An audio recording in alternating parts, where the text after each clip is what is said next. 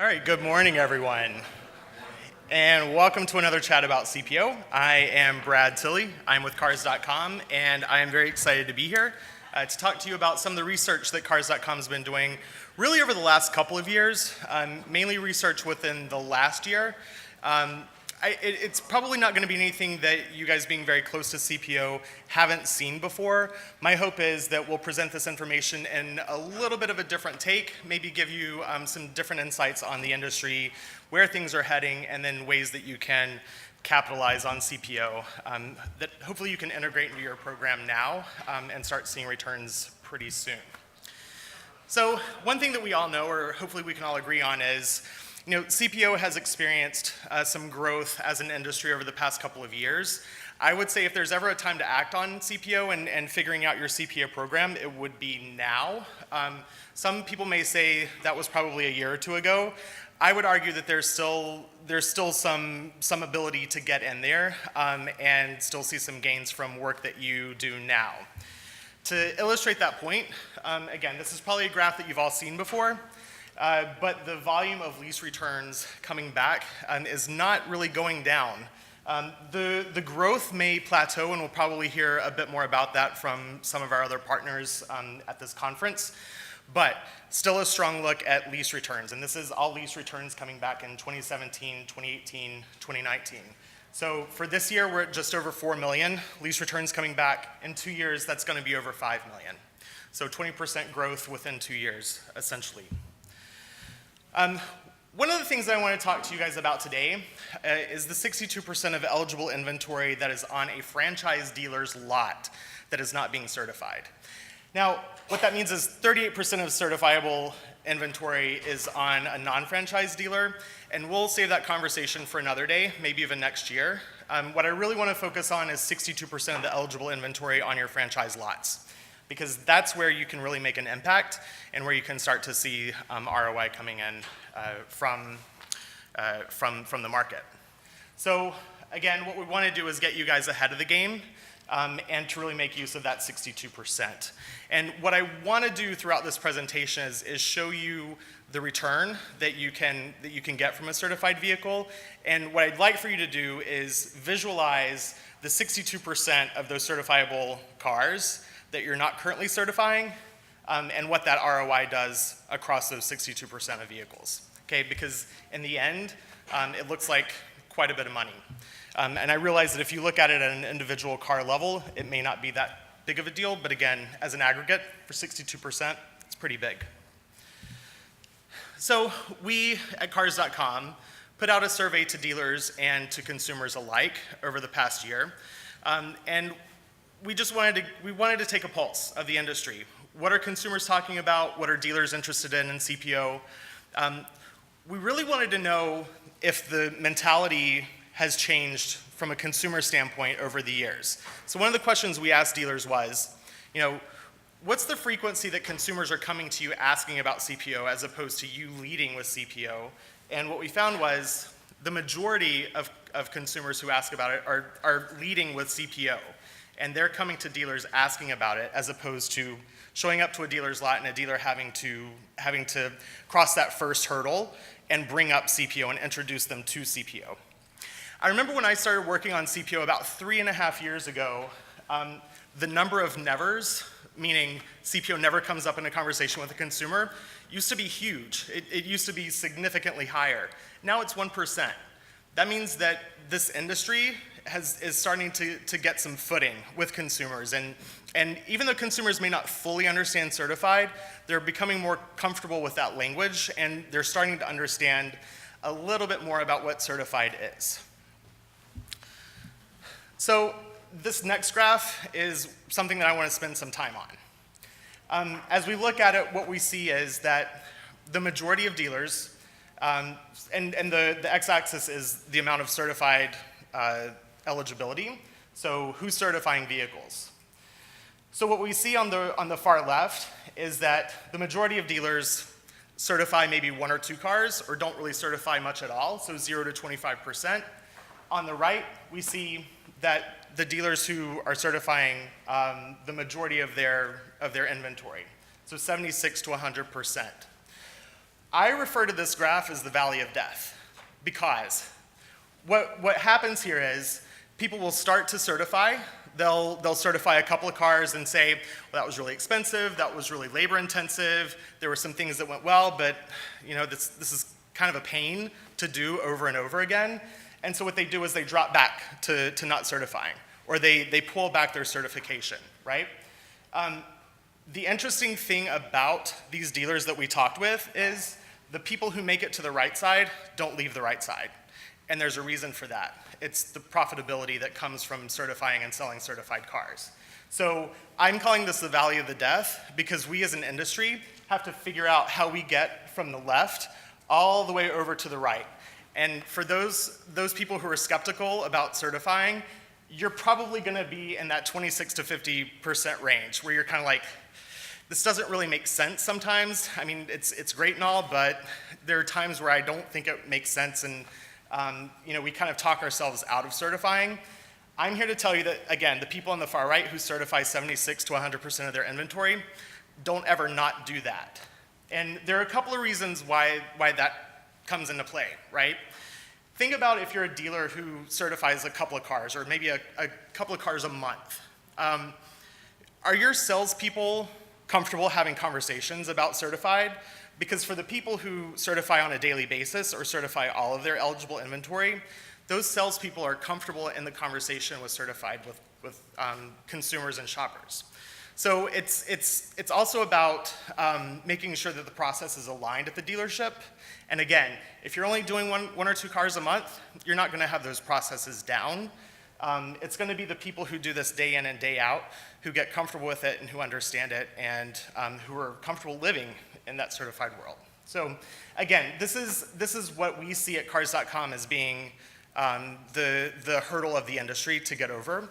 And we've had a couple of conversations with OEMs and dealers about how we overcome this. And really, one of the bigger things that we'll see in just a minute is the consumer confidence and consumer understanding and consumer education, but also dealer education. Because there's, every time you attempt to do or sell a certified car, there's a learning that happens from a salesperson's perspective. So the number one reason that dealers do not certify, does anybody know?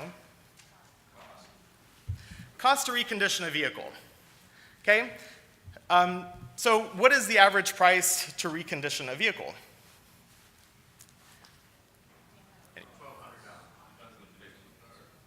It does depend on the car. I'm hearing right answers. We found that the overall average was $770. Again, this is an overall average, so for luxury, this is gonna be a little bit higher. Maybe for non-lux, it's a little bit lower, but roughly $770, okay?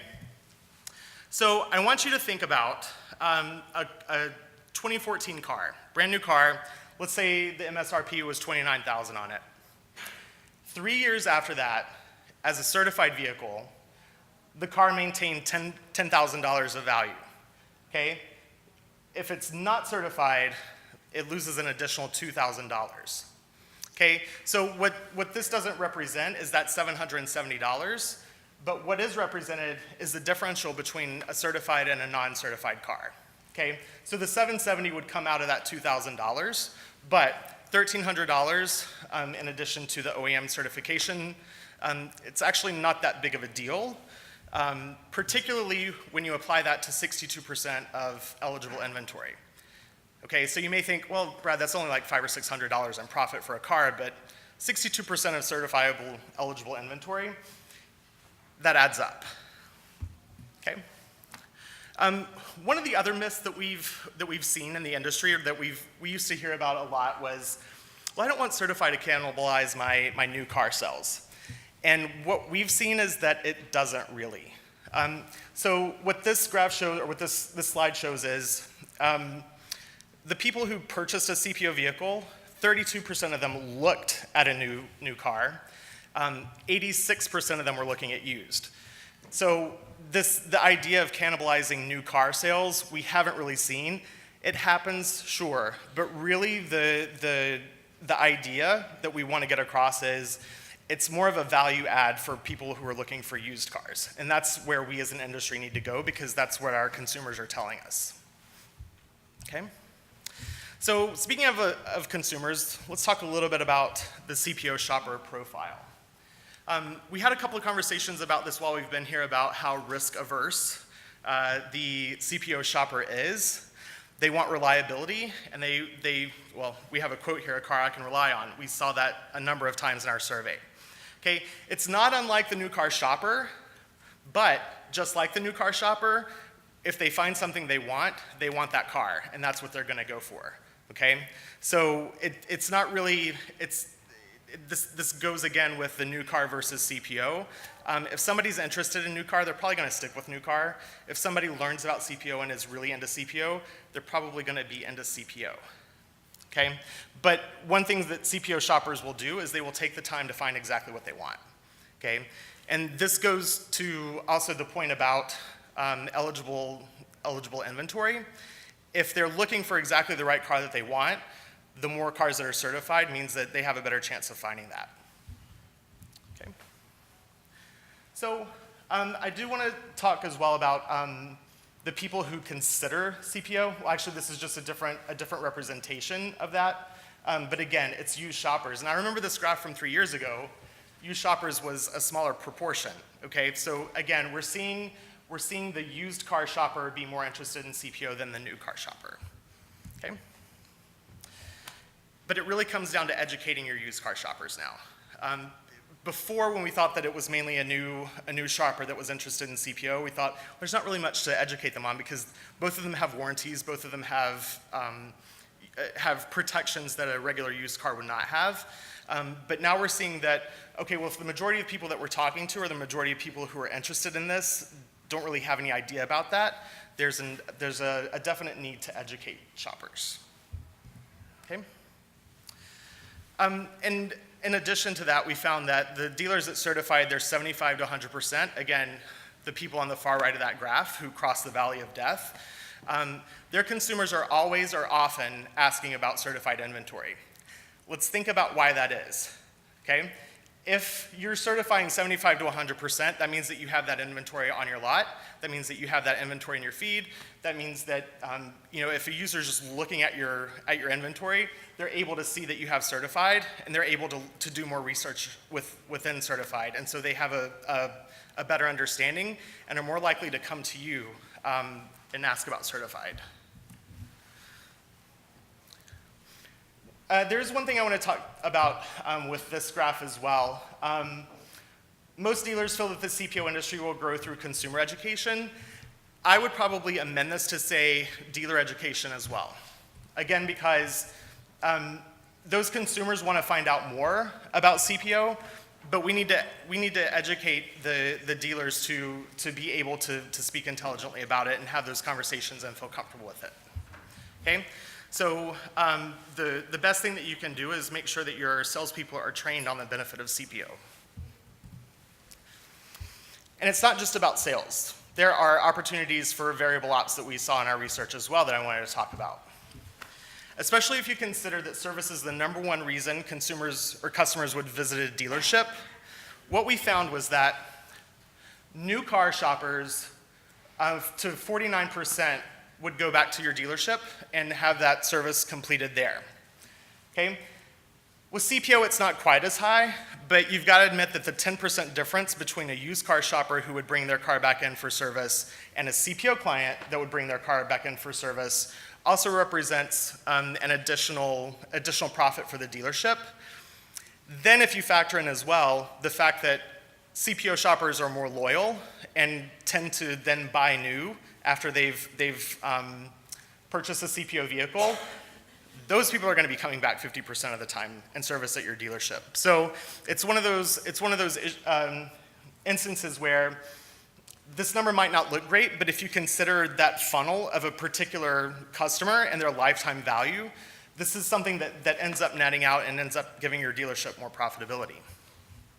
Okay? So as a quick recap, I do want to say, again, there's probably nothing groundbreaking in this research, but it's a little bit of a different take, and hopefully it gives you guys a bit of a different look at why certifying eligible inventory is important, and hopefully it gives you a different look at the profitability and how dealers and OEMs over time can profit from certified. So thank you very much.